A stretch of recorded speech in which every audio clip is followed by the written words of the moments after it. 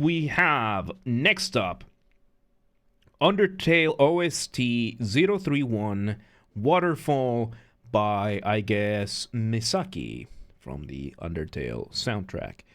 We're going to be listening to this, and I'm going to be picking up things as I go, so there's going to be a lot of pausing, be advised.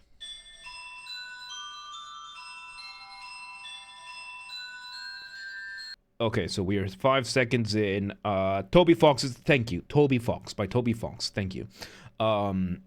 Yeah, I haven't played Undertale. I saw a friend play Undertale many years ago, so we're definitely going to have to play it ourselves. But again, 5 seconds in, and we have these bells with a little bit of, I think, reverb and or delay with the motif. The motif being your essential musical idea, your seed, your musical seed. So I played it and dropped it. Many people did. You know, it's not for everyone, so... So yeah, we repeat the theme. Let's see where it goes.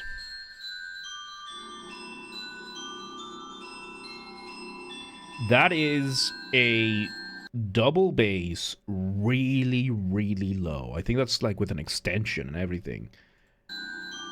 Not the contrast I was expecting. Sounds almost like a didgeridoo.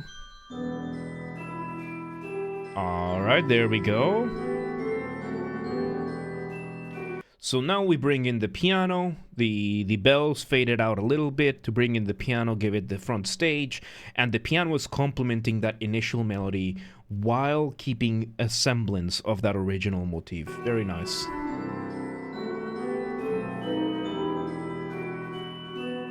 Yeah, the piano is doubling both the bells and the double bass. Very, very nice. So yeah, a doubling being when two instruments play essentially the same thing, probably in a different register. So the piano is playing that middle register, you have the double bass playing that bassy line, and then you have the bells playing that higher end, covering almost the entirety of the spectrum that you want. Very efficient, very effective, very simple, and very useful.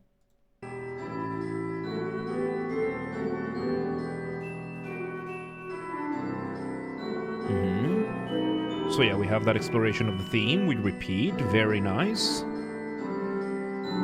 Variation on the melody.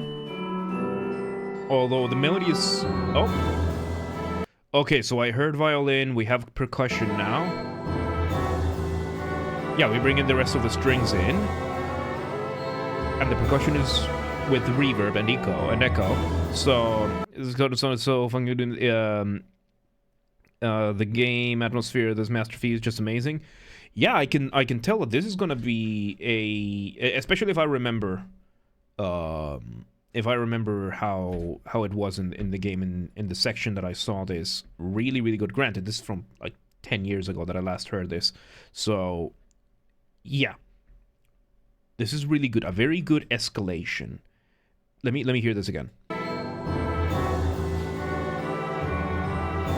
So yes, you have the piano, the bells, that double bass still looping, and you add extra elements to it. This is a layered song. You keep adding layers on top of layers on the repeat. I love doing that. And especially when you change themes. It helps transition things very nicely. So... Yep, the percussion... playing that downbeat, almost.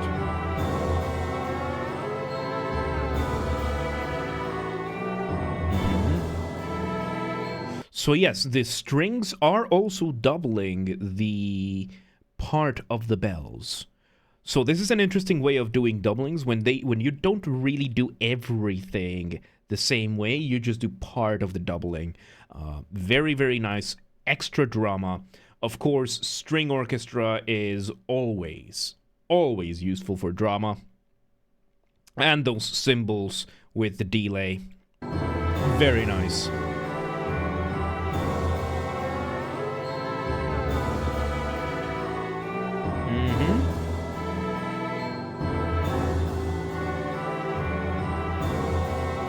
There you go. This is, yeah, and it's got that, now that the cymbals are really in, now that the other strings, you have now this sense of a waltz. It's in 6. This song is in 6/8 or 6/4, whichever one you want to talk. And it's something kind of like a waltz, almost like it's dancing, which wasn't that clear with the original bells. It wasn't that clear at the start of the track. I like it when tracks do this. Like it's such an effective, powerful thing when you just do this kind of switcheroo without doing that much. So those bells have stayed the same from the start. Yep. And that is an ostinato. That is called an ostinato. When you have one instrument playing the exact same thing, and this whole thing has been ostinatos. The bells have played the exact same thing the whole time. The double bass has stayed consistent. The piano, I think, is still playing the same thing. Oh no, the piano's no longer there. Yeah, this is the first time you take out the bells for one bar for added effect, and now you fade out the bells, which understandable when it comes to an ostinato.